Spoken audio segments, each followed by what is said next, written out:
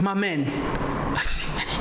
Bro, there's just so much happening in SA. I feel like when I listened to the Nathi Mthethwa incident, when I tried to follow, how did he die, for an example, suicide in Paris, I just don't buy it. You know, I'm sorry, I just don't buy it, bro.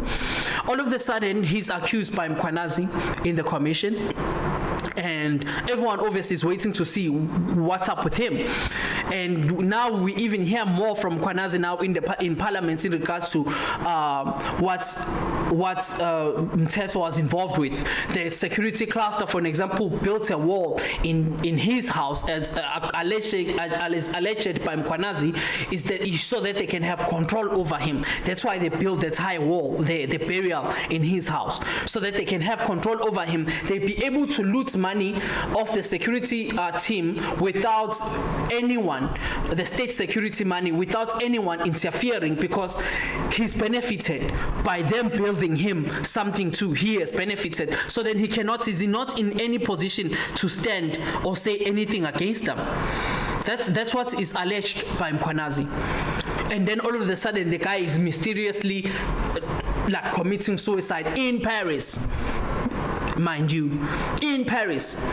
He kills himself in Paris, out of all places. There's just something fishy there.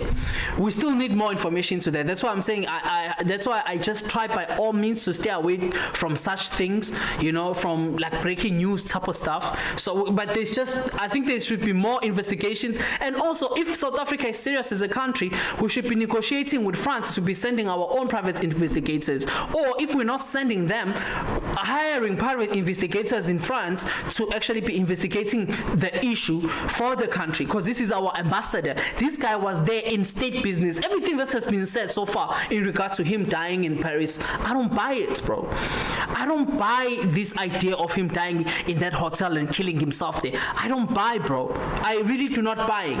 You know, there's just another backhand there that is being played as usual. We've been here before as a country. We've had people dying in the country because now they are wanted to things that's going to connect too many things. You know, too many puzzles will be connected with you, then you mysteriously die and nobody even sees your body. Like, we've had this type of situation.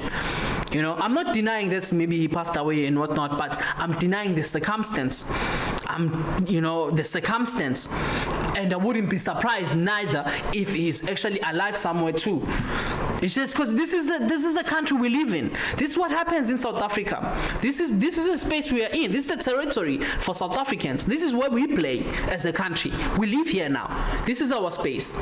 You know. With that being said, I wanted to move to the Mkhwanazi. Yo.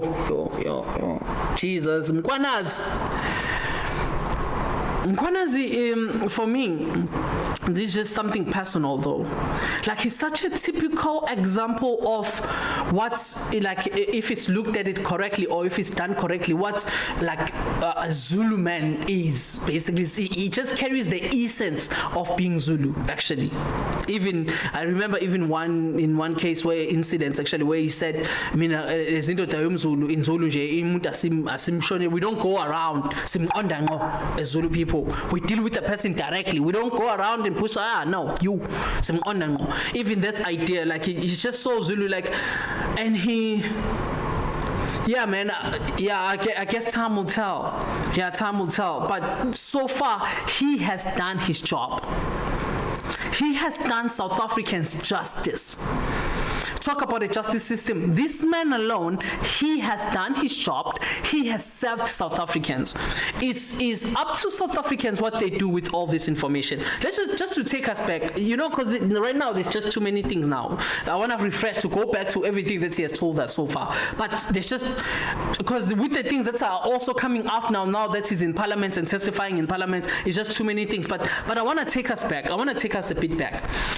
So, for an example, some of the things that Mkhwanazi actually has unveiled in South Africa. One, system collapse threats. Mkhwanazi alleged that a sophisticated criminal syndicate has infiltrated the criminal justice, law enforcement, and intelligence systems, right? Putting them at real risk of total collapse. He says this, there's so many things that are in danger about the country, right? South Africa is just in such a bad space right now that the country will ban if we don't take care of these things. Okay, these are some of the things that Mkhwanazi said to us. Another thing is ministerial interference. He accused the former police minister Senzo Mchunu and deputy national police commissioner Shadrack Sibiya of politically interfering with and obstructing sensitive political investigations.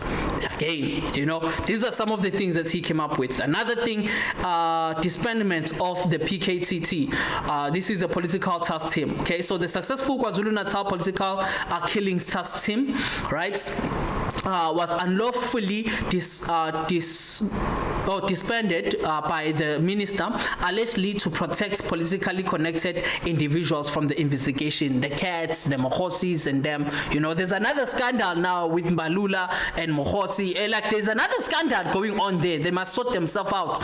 Because this guy, basically, Mokhozi is saying he is serving and working for the ANC, basically. He's an ANC member. You know, no surprise there. All the criminals are in that party. Who's surprised by him being an ANC member, by the way? Those would be stupid to be surprised by that. All the criminals work for ANC. Like, who's surprised? Mokhozi belongs there. Like, he's suitable for the party too. Like, what's the problem here? I wouldn't be surprised by that.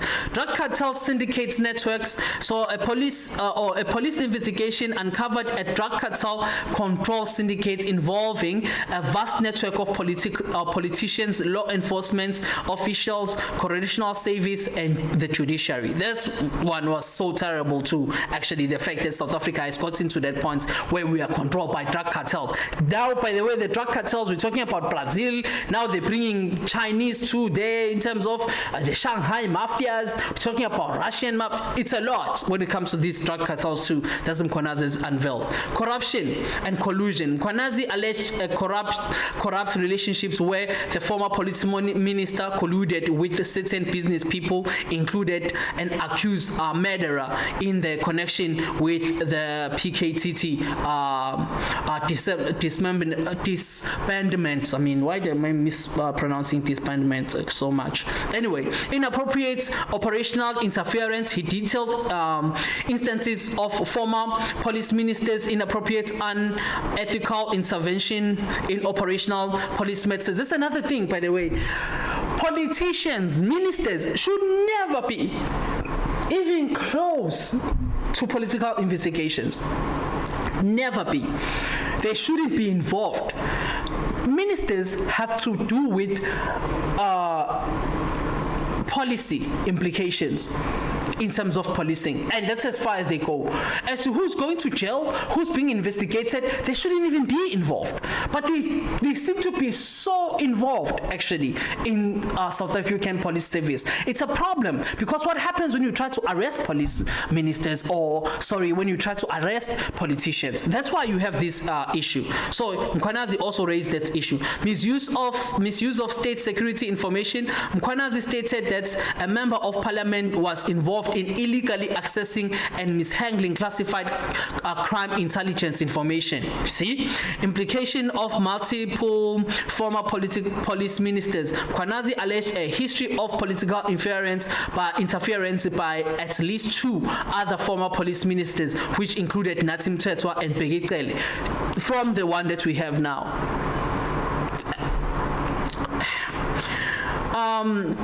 Going further, the Richards Bay minerals pressure, okay? He alleged that the presidency exerted pressure regarding the police deployment at the Richards Bay minerals mining operation. He said this also when he was trying to get the task team to service the area actually around this place. It's almost like this is what they do, politicians, including the president in this case. They would use state resources that are supposed to be serving the people and protecting the state for their own personal gains, right? right? So just because crime is happening, right, it doesn't mean then because I have access, I should use my power. Crime is happening to businesses of mine, then I use my power to actually affect how crime prevention is happening because the business is mine. Then there should be priority, because I should be treated and get the same protection that everyone is afforded, and investigation should be done in my own businesses, just like how investigations are done to any other businesses. Not that I take priority, because that's what the president was doing in the mineral in Richards Bay, in the minerals basically minerals area there. Forgot what's the name, was it for mining? I forgot what was the business of the company actually that was doing there, what business the company was doing. But Ramaphosa basically is involved with the business, and then he can use state security to protect his own personal gains. Do you see what we're dealing with? It's problematic. It's really problematic to be a country and be dealing with such things. It's so problematic for SA. It's just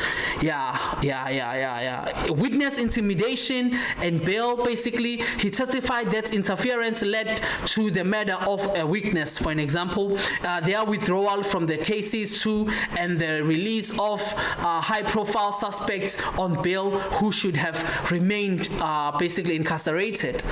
You see? All political affiliations, politicians getting in and wanting their people to not go to jail and suffer all the consequences like everyone else. To be honest though, if you're talking in terms of Durban side and courts being involved and judiciary being involved, I'm not surprised. I'm not there by the courts in Durban. Pietermaritzburg and Durban, both of them, hey my man, there's so much shenanigans going on there, bro.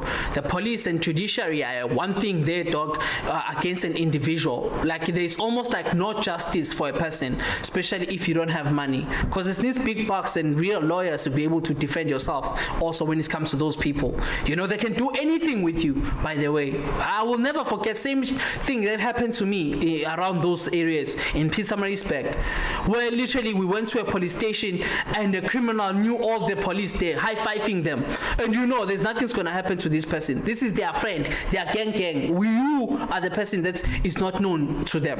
What's gonna happen to your case? Those type of things that side. So I'm not surprised in there.